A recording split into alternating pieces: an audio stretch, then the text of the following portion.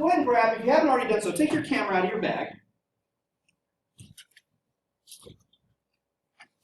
I'm going to take the camera out of the bag after. Not yet. First of all, when you mount the flash to the camera, let's go through this process real quick. First and foremost, when you mount the flash to the camera, make sure the flash is turned off. You should not have the flash already on when you mount it on there, because it's actually bad for the camera and the flash to do that. So what I want you to do is, first of all, make sure your flash is turned off. Make sure it's turned off, right? Now, on the back of the flash unit, right, so this is the back of the flash. Notice on the bottom here, there's a little toggle switch. This little switch, I'm flipping to the left and to the right. You guys see that? All right. First thing you have to do is make sure that that toggle switch is flipped to the unlocked position. In fact, let me pull up a little picture here.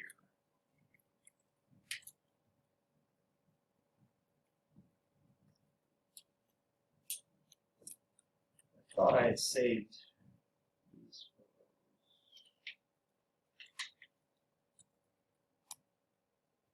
Yep. Okay, so on the flash, right down here, there's a toggle switch, and it said if you flip it to the left, it's unlocked. If you flip it to the right, it's locked. You guys see that? Okay, so the first thing, flip it to the unlocked position. So make sure it's unlocked. All right, on your camera, you may have on top of your camera this little metal bracket on top of the camera. If you remember, I actually told you what that was called. You guys remember what it's called? It's called the hot shoe. Exactly right. If you have a covering on your hot shoe, make sure you take that off. Set it aside so you can make sure to put it back on there. All right. Now, if you notice on the hot shoe, right? So in this little bracket here, if you look inside this little bracket, inside the hot shoe, there are some little silver dots, right? Those are connections. So that when we slide the flash on there, if you look at the bottom of the flash, so if I look at the bottom of the flash, notice that there's some little silver electrodes. That those are going to line up. Those are going to match up. Right, now, to attach the flash to the camera, again, on the back, make sure that the toggle switch is flipped to the unlocked position. Now, when you slide the flash on, it goes from the back to the front. So I'm going to slide it from back to front, and make sure when you slide it on there, that it's all the way forward. Go ahead and slide it onto the camera all the way forward. And then once you've slid it all the way forward, flip that toggle switch to the locked position. What that'll do is it'll make sure that the flash is seated on that hot shoe properly. It also makes sure that those electrodes are touching, because the flash and the camera are going to talk to each other. All right, so far so good? Now, right now the head of my flash is pointed up. Right? I may not want that. I might actually want the flash pointed forward towards my subject. To do that, on the right-hand side of your flash, there's a button that says push. So if I push that button with my thumb, I can then tilt the flash so it's pointed forward. So go ahead and do that. I could even, if I wanted to, I could also tilt it so that it's pointed towards the side, if I wanted to, towards the wall. Or if I wanted to, again, I may want it at some point, at some time, to point it at the ceiling. I might want to bounce the light, for example, off the ceiling. But for now, let's have our flash pointed forward, towards what we're taking a photo of. Now, right now, your flash has a cap on the front. This is called a diffuser cap. Sometimes you'll use that. Most of the time, we won't. What a diffuser cap does is when the light comes out, it kind of it does exactly what the diffuser cap sounds like. It diffuses the light. It kind of spreads it out. We don't want that on here for now, so go ahead and take that diffuser cap off. So pull that cap off the front. You can put it in your bag so you can remember to put it back on the end. All right, so far so good. So we have our flash on. We've taken, pointed it forward, got our diffuser cap. So far so good. All right, so go ahead and turn your flash on now. Make sure your camera's turned on, by the way. Turn your camera on. And it doesn't matter, at least at this point, what exposure mode you're in. Probably you're still in manual mode because that's what we used last time. But now go ahead and push the on-off button. So on the back of your flash, there's a button here on the right-hand side. It says on-off. If you push and hold that button down for a second or so, it's going to turn on. So you should see that the display should turn on. Should have some information there. All right. Now, Sometimes, to save battery, so you've turned it on, sometimes the flash will go into standby. So it might, after 5 to 10 seconds, the display on the back might go in, might say standby. It's just saving battery. All you have to do to take it back out of standby is if you simply push your shutter release button down, like you're going to take a photo, not hard enough to take a photo, but remember how when we were doing our light meter testing, we push it down halfway? If your flash goes into standby, just push the shutter release button down halfway and it'll come back on. Okay? So again, if it turns off, goes into standby, just push this down halfway, it'll come back on. So far, so good. Look at the back of the flash. Notice on the back of the flash, there are some buttons and things here. In particular, on the left-hand side, there's a button that says Mode. You guys see that button? If you look in the top left-hand corner, see how it says TTL? Well, remember, this is a hybrid flash, which means I can actually use it in a variety of different modes. If I put this flash in TTL mode, it becomes an automatic flash. Remember I said hybrid could be either automatic or semi-automatic? And so if it's in TTL, that makes it an automatic flash. Or if you push that mode button a couple times, go ahead and push it for me a couple times, you notice that the information in the top left-hand corner changes. It might go from TTL, eventually it might go to M. What do you think M is? Manual. Or it might go to AA, which is automatic mode. In fact, everybody, if you would please, push that mode button a couple times until what you see in the top left-hand corner is the M, which is manual mode. That is distance priority. I'll talk about that a little bit more later. We don't hardly ever use that one. The main ones we're going to use for this flash are automatic mode, which is AA, M, which is manual, and occasionally TTL. There are a few other ones. There's an RPT, which is a repeating flash. We don't use that one. Occasionally, this flash doesn't have that. Yours does.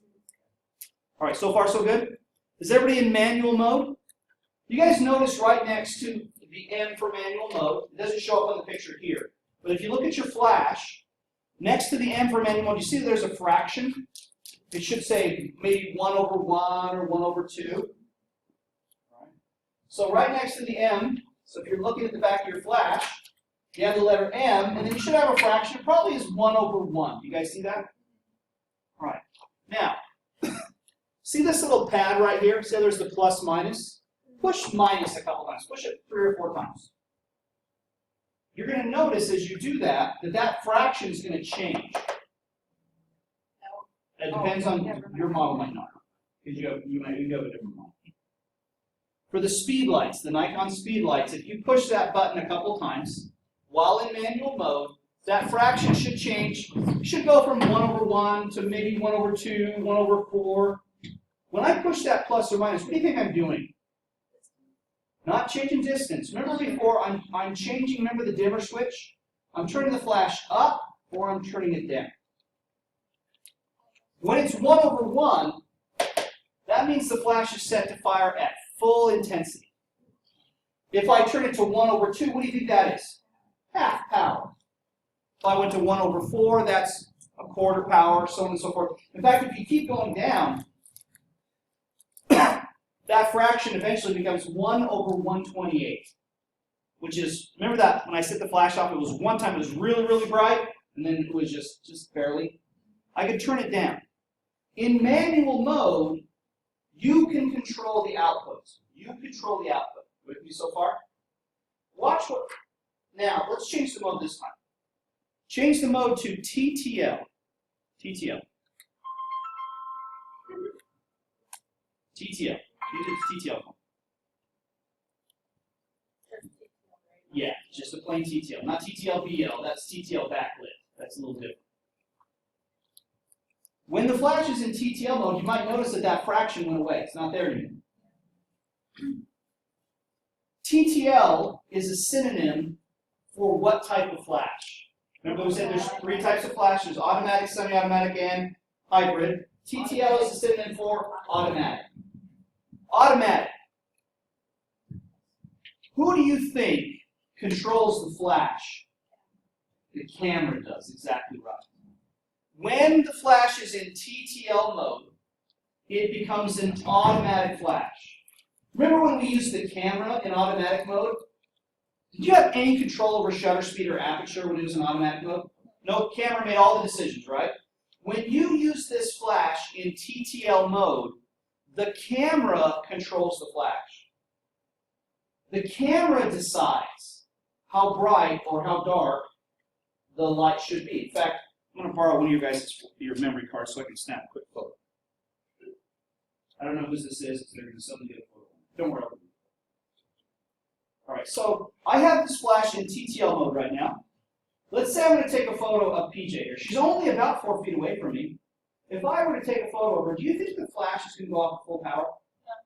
Probably not. Right? It was kind of bright. It wasn't full power though, because what happened is the camera turned the flash down. How did the camera know to do that? Inside the camera there is what? What's built into this camera? The light meter. Remember our 4-step process? FAST. What is T? Test. And what do we use to do a test? There's a light meter, right? Yeah. So whenever you point the camera at something, the camera is measuring how much light there is. How does it measure that light? It measures it where? Through the lens. So the reason we call the flash an automatic flash, a TTL flash, is because the camera is controlling the flash's output by measuring the amount of light coming through the lens. That's why we use the term TTL flash. Now, if I were to take a photo, so let's say I point my camera at Joanna to take a photo. Now, I can still focus, right? I can still adjust shutter and f-stop. But when this flash is in TTL mode, do I have any control of how bright it was? Nope. Who controls it? The camera controls the flash. Right? I have no control. So basically, I just have to hope. That it made the right decision. Right? What if I change the mode? Right? Now I want you to change the mode of the flash to the AA. So on the back here, hit the mode button a couple times so that changes to AA in the top left-hand corner. That is automatic mode. Does that make the flash automatic? Nope. Remember before, I said that there are 3 types of flashes. Automatic flashes, semi-automatic flashes, and hybrid. This is a what? This is a hybrid. But when I put it in automatic mode, I turn the flash into a semi-automatic flash in automatic mode. And I need to differentiate this, and this is how I'm going to do it. Look at the front of your flash. So look at the front of the flash for a moment. Let me pull up a different picture here. So if you're looking at the front of the flash, so here's the back of the flash, swing it around so you can look at the front. Notice that this red thing right here. To me, you know what it reminds me of? It reminds me of the eye of the Cylon. You guys remember Battlestar Galactica? Remember the red eye of the Cylon? Seriously, that was like the best show on TV ever, by the way. At any rate, there's this red thing right here. It looks like a red eyeball.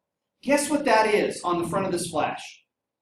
This flash has its own light meter, its own sensor. Exactly right. This flash has its own light meter. When you flip this flash into automatic mode, it turns on that light meter. When that light meter's on, the flash adjusts its own output. Remember before I said it's all about how bright the flash is, that dimmer switch. When you flip this flash into auto mode, it becomes a semi-automatic flash in automatic mode, and who controls the flash? Not the camera. The flash controls itself. The flash controls its own output by using its own light meter to measure light. TTL mode, the camera controls the flash. In automatic mode, because we've just turned the flash into a semi-automatic flash. In automatic mode, the flash uses its own light meter to control itself. so when you're looking through and you're getting your exposure done, you're using the light meter in there. That's a very good question, Ron. Here's the thing. We actually don't use the light meter when we're using the flash, because we're going to use something else to figure out exposure. If I was using the flash, I no longer use the light meter of the camera. I'm going to use another tool to determine how high to set the flash. Because the whole reason we're using the flash is because we don't have enough light. So no matter what, if I use the light meter would be reading what? Negative, negative, negative, negative. And it's reading negative because it's too dark. But when I go to take the picture, because the flash went off, it's not too dark anymore because the flash went off and provided the light I needed. But I have to be careful, because if I did too much light, my picture would be overexposed. If I did not enough, it would be underexposed. So this whole control of the flash thing is important. If the flash is in TTL mode, the camera controls the flash. If the flash is in auto mode, the flash controls itself. Now if we hit the mode button a couple times, if we put it in manual mode, now who controls the flash?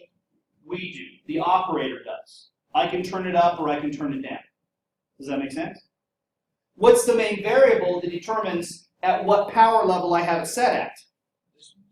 One of them is distance, and the other one is how bright or dark it is. And then there's one other one, and that's f-stop. And that's what we're going to talk about last. The biggest thing you need to understand, though, is when you change the setting of the flash from manual to auto to TTL, you need to understand who's in control of the flash. Because if you don't, you might allow the flash to make decisions for you, and it might make bad decisions, and you get photos that are way over or way underexposed because you put the camera in a rough situation. Of the three settings, manual, auto, and TTL, which one do you think we use most often in crime scene photography? We actually use auto. And the reason being is manual would take too long for each photo. If every single photo I had to adjust the flash, it'd take too long. So for most photos, you're going to put the flash in auto mode. So go ahead and do that now.